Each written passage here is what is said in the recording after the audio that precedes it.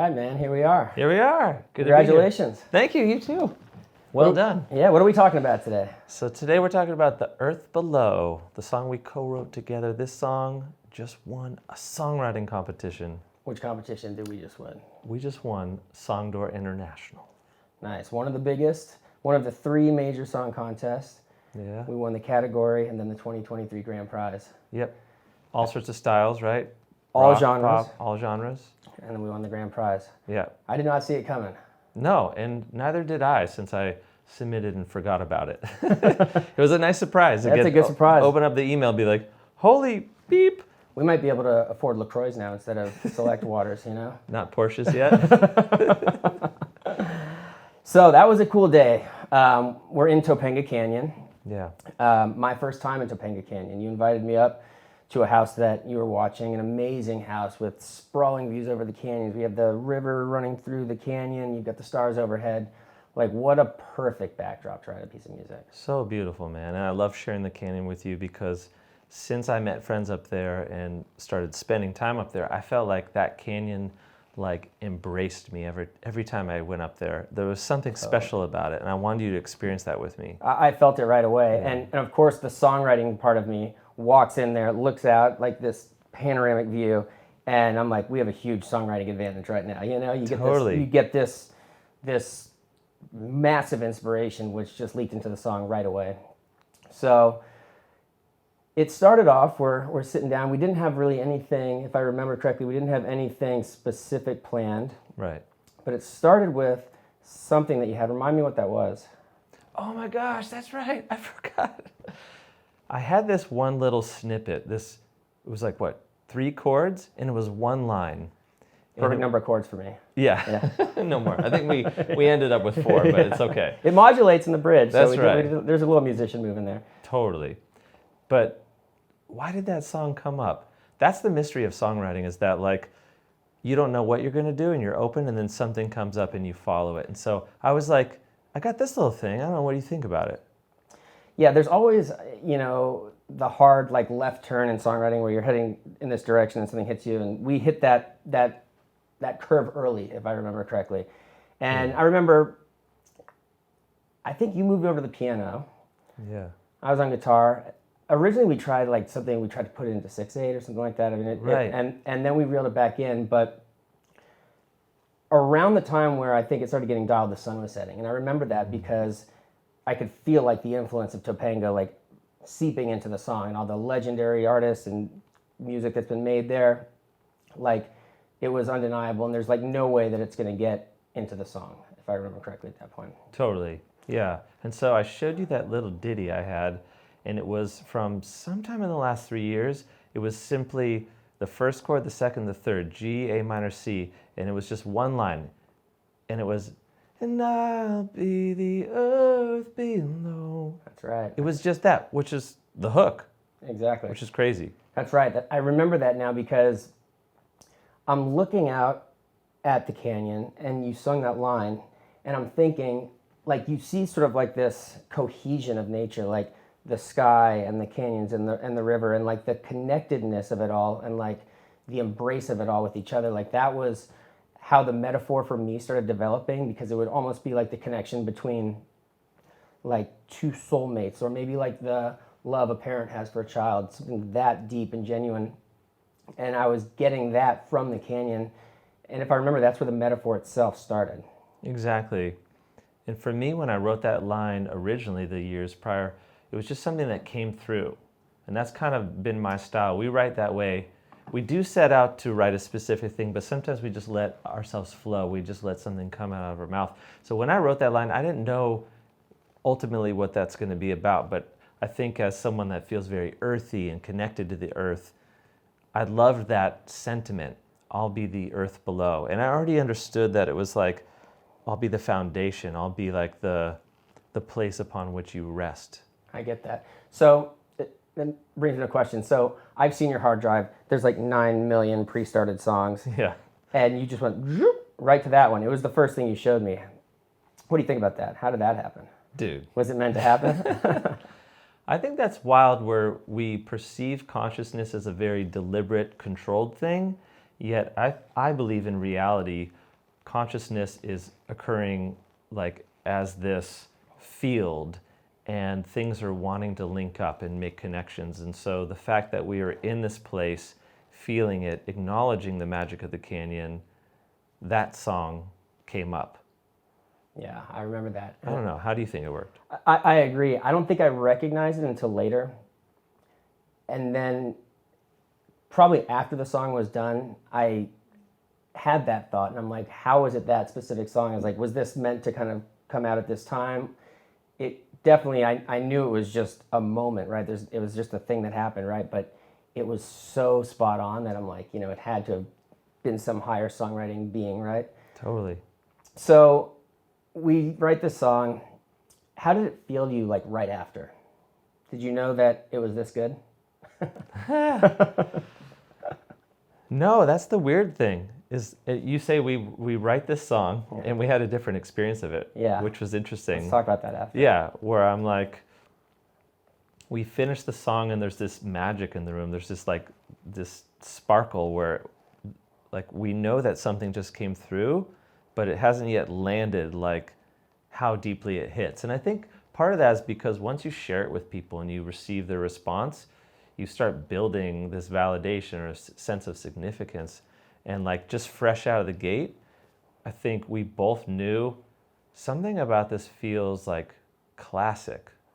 It did. It kind of had like a Wild Horses vibe to me. Yeah. With that, like the melody, like the chorus melody doesn't lift a bunch, but you get that long like legato note, right? Like you could be the river or wow, you get that like that kind of like moment right there. Yeah. Yeah, it's funny. And also, as an experienced songwriter, to sleep on it, right? Right. It's like, because when you're first starting for the first however many years or whatever, and you're like, you finish a song and you're like, just send the Grammy right over here, like, and then you realize, you wake up the next day, like, doesn't feel quite as good. So, to kind of like chill, right? Yeah. But I'll tell you, when I woke up the next day, I was like, it's feeling pretty damn good. Yeah. Yeah. Which is almost kind of not scary, but like kind of like, whoa, right? Well, then it's like you've got to move into the refinement phase. And you got to kind of go line by line, note by note. Then you've got to go into the production, and so that's true. It's like, okay, we've done something well, but like we have still another mountain to climb, right? Totally. Remind me. So how did the production start? We produced most of it at my place. Yeah. So what we usually do is we'll do guitar and vocal first, and kind of build that foundation, and then depending upon who we're going to have play on it, we'll send that around to them in an appropriate order, right? So that it builds progressively in like a sort of logical way. So who do we send it to first? Drums? So you cut acoustic guitars. Yeah. And then, we sent it to Tommy Houghton. Yeah. What a drummer. Alabama, like all the A-list Nashville stuff. Just a total, like, I love Tommy because I feel like he's like a rare combination of a song guy where he's going to play a part and a pocket guy. Yes. And I feel like he did that really nice on this one. Like the textures are great. Totally. The cymbals sound so good. The overheads, I wish we turned them up a little more, but the cymbals sounded great. I mean, it's just so tasteful. He got it. He understood the vibe. Right. And then where did it go after that? I think it was your. Then after that, we sent it to Nashville to Trevor Larkin and Ryan Shea Smith. So I met Ryan in Seattle. Amazing Hammond B3 player. He's toured with Toe the Wet Sprocket, Willie Nelson, all sorts of like big country artists. And Trevor plays with Alan Stone. So we thought of them because we knew that they could get that like soulful, earthy, rootsy, spacious vibe in their playing. Like not overplay, but guys that really know how to serve the song. Yeah, if I remember, we had like some Dawes references, and we had maybe Ryan Adams too. A Ryan Adams reference off Ashes and Fire for the B3. That's right, I remember that, and he nailed it. And it's a kind of unusual B3 song, that reference. It was Ben Montench, Petty's guy, who did that song, I remember, and I didn't know if that was like a Benmont wizardry move, but he nailed it. He nailed it I so love much. the B3. So that's such the magic of the process of like you send it to someone that you trust. Here's my baby, take care of it, and then you just kind of wait to see what they send back. Exactly. Right? And sometimes they send it back, rarely, because I think we got a good picker, don't we? Yeah. We pick them well. Yeah, I mean, that's the key, right? Like, I always say that about, Bowie or Miles Davis, like one of their greatest qualities were great. They put together great bands. Curating they found the group. right people all the time. So did you know? Have I ever asked you this? Did you know that? Right when you turn up 27, and you're heading to that turn to where this house was, that empty lot right there. Do you know what that empty lot is? No. I never told you. No, I don't think so. That empty lot was the place of this like famous venue that like the Doors and Jimi Hendrix and all these people played at in the 60s and 70s that burned down twice. And it's just an empty lot. And Wow. someone tried to do it a third time and all these obstacles came up and they just left it. But just to think like right where you turn up to where we were and wrote it is this legendary like location. This thing, You didn't know that? No, I didn't, but you can feel it. You totally can. Like being in a place like that where all these like amazing artists and musicians have created some of the greatest art of the last 20th century. Like you can feel that. Like I've had moments like that in the studio. Like being in Nashville, I remember I was like recording at a studio called Quonset Hut, and I was like standing. I was playing a guitar part. I don't know. I felt this energy, and the engineer came out. He's like, just so you know, you're literally standing on the exact tile square that Patsy Cline sung "Crazy." And I remember looking down, and it looks a little different. Like they're kind of like, but I had somehow just like found my way onto this tile square to play like crappy guitar, Totally. But you could feel it, right? I mean, in the canyon, like I did not know that, but you kind of the people that have come before you in this energy in the canyon, like and that's where I knew, like again, walking right in, I'm like, we have a songwriting advantage being here. Totally. Yeah. So let's go back to the process because we had a different experience. Remember at the end of it, I'm like, well, that was easy. And you're like, what? Like, we had to work for that. I felt like we worked for it a little bit and you felt like it flowed. How's that happen where two people feel something different like that? It depends upon the points of resistance in the creative process. Yeah. I think it's because I was, at least at the beginning, if I remember, I was trying to drag it a little bit in a direction that wasn't working. I tried to turn it into like a waltz. Didn't like that. You let me do my thing. You're like, he'll figure it out. But yeah, and then how did the, it's funny because as you're saying that, it made me think, how did the bridge come about with that modulation? There's like some sort of like Jerry Cantrell, like we were thinking some Alice in Chains thing or something. Were we? Yeah, What? I remember that. Isn't that interesting, the overlap of experiences, like different, but... We're both there. Yeah, we were at least. I think I remember the bridge as like I usually approach a bridge. Okay, I want the bridge to be similar to the rest of the song, but have one unique thing in it. What is that unique thing going to be? And so usually I'll search for what are the chords that we could use that we haven't yet. Yeah. And this idea of a modulation somehow just flowed out. I don't know if it was like the first, second, or third thing we tried. Yeah. I love that bridge. It's so Right? cool. It takes it to like a whole different space. Like it lifts it into this like... And all the BGVs, the background vocals are soaring there with the oohs and ahs. Yeah. That's right, we also didn't address the background singers. Because I remember at first I had wanted just a single female harmony, like two people talking to each other, and you're like, I feel like this bigger sort of thing. Sort of like Crosby, Stills, Nash kind of thing. Which was very cool, actually, yeah. Yeah. So how did that come about again?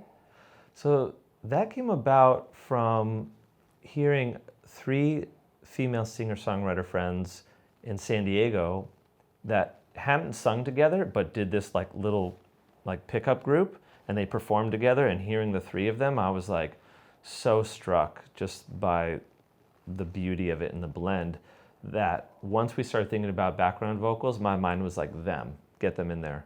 So funny how that works with BGVs, like having not just, your harmonies and picking out your parts, but voices that go together, right? It's a tough thing with a harmony vocal because, as you know, there's rules to how you would sing a harmony, but it actually sometimes can draw attention if it's done right or wrong, depending on what you're looking for. Yeah. And man, it was just so spot on because you cut that down in San Diego. At my studio, I remember hearing them and I was like, yeah, that is just so spot on.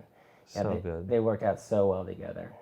Yeah, that was definitely a turn for me because I was before that hearing it differently, Yeah. So Totally.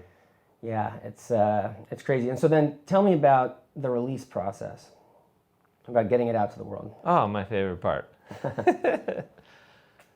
Well, you had played, you had played it out a couple of times. I remember That's right. QSC heard it, That's right. and who sponsors you, Yeah. and they wanted to get a live performance of it out before the record dropped, right? Totally. So tell me about that. Yeah, that was fun. So they invited us up to this beautiful mountain location, Yeah, it looked almost like Topanga, Yeah. yeah, but I think it was Temecula.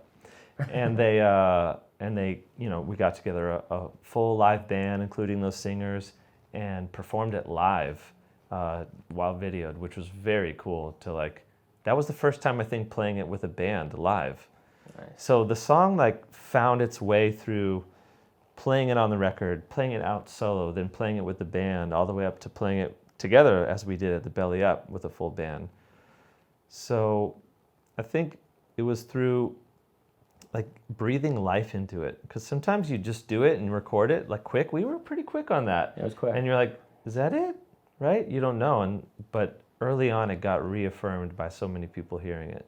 Yeah, that's awesome. Yeah, that reminds me, it was an interesting thing about the production, because you want to fill in holes and you want to support, the song, but, my background comes from Nashville, 20 years ago, where, people were still doing guitar vocal and piano vocal demos, and commenting on the production was almost like a way to politely decline. You'd show them the song and they'd say, "Oh, the guitar riff's cool." The production was a second thought, and the song goes first. And then the world's changed now, and now production is so intertwined with songwriting, and you kind of have to be able to do both.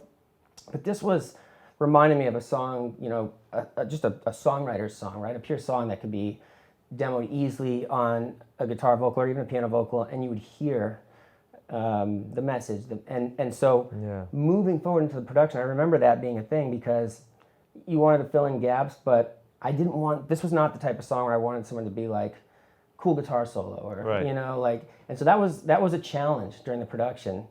And so I'm sure as you are now taking this out with a band, you probably re-experienced that, right? What are we doing in terms of what our live vibes going to be, which is not the studio? Totally. How'd that come about? I think what you're referring to is intentional space. Yeah. Yeah. Letting it breathe, right? Letting it breathe. And so as we produced it, I remember this sort of juncture of, we want it to be classic, we want it to be modern, but we don't want it to be pop modern. It's not what it's asking to be. And I think we found that sweet spot where it was clean and clear, but it was also spacious and warm. And it takes some restraint, to be a lick there, a lick here, a riff there, but just actually leave it That's open. at the top of the producer pyramid. It's play an instrument, learn to arrange, engineer, produce, blah, blah. At the very top is restraint. Yes. It's Totally. Don't put that in. That Yeah. pad is not needed or whatever. Yeah. So, yeah, that is tough. Yeah, you're good at that. You're really good at that. Thank you. Yeah, so then you released the song. What was the reception? Amazing. That part always blows me away. It's I think the hardest part for an artist is to see themselves. And we really have to see and experience ourselves through the reflection of other people. Because you could be this song's so great. And people are meh.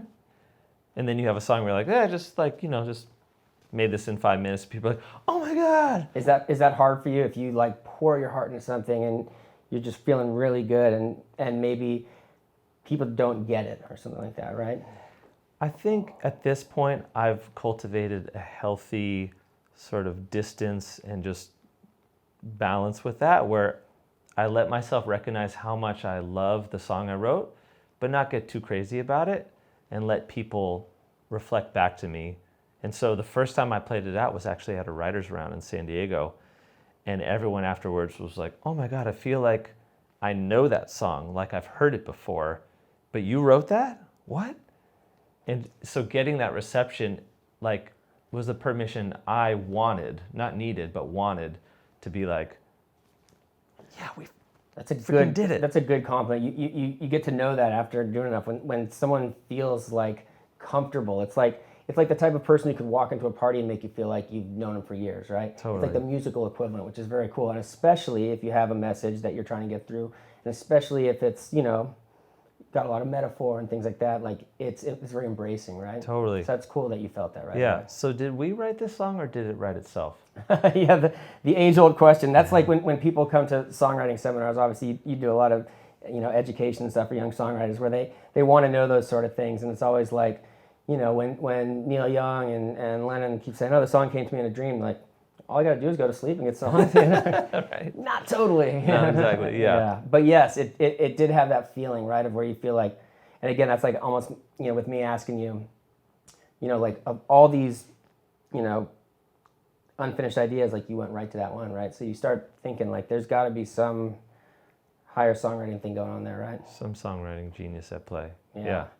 So then when did you find out? Because you found out before me about the award.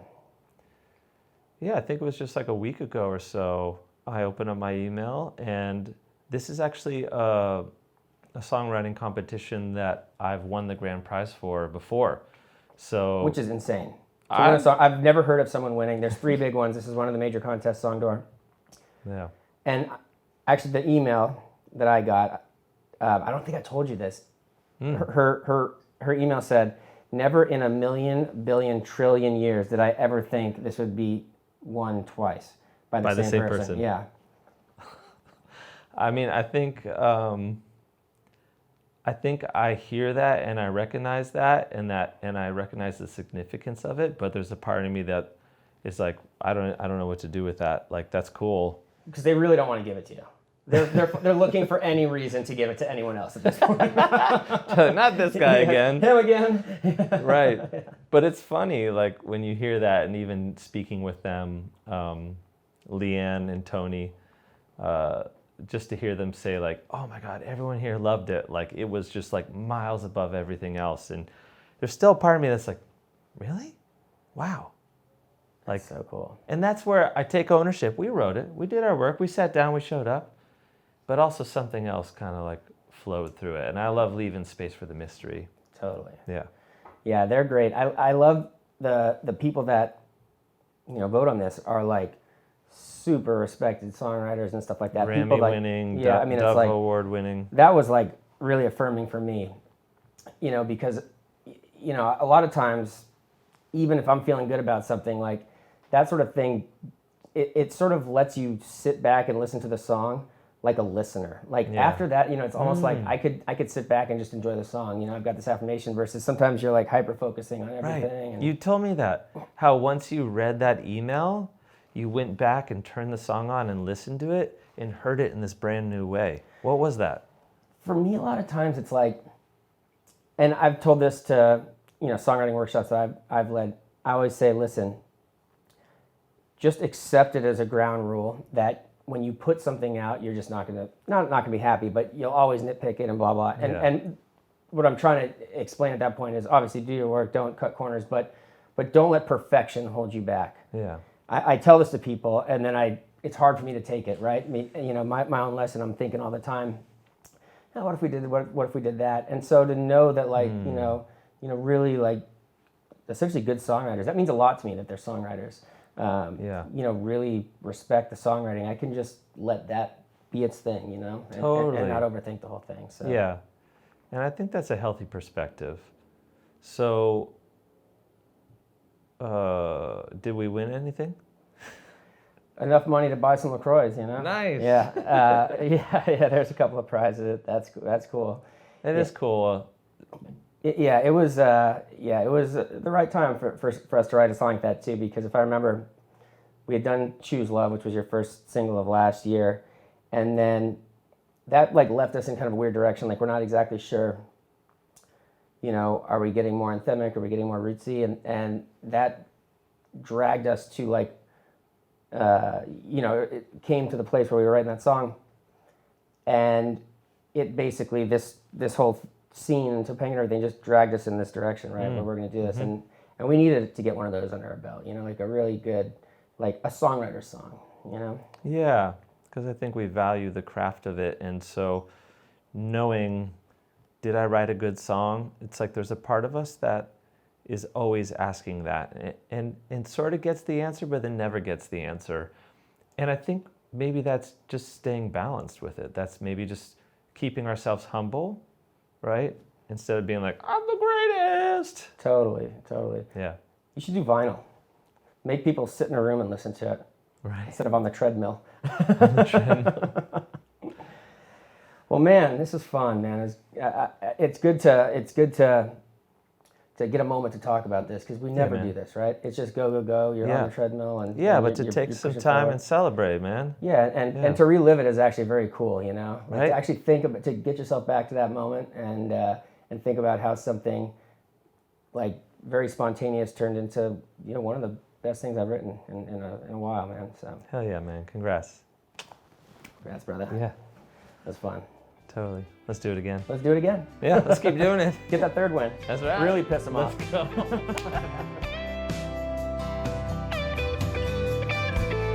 You could be the river running through the canyon.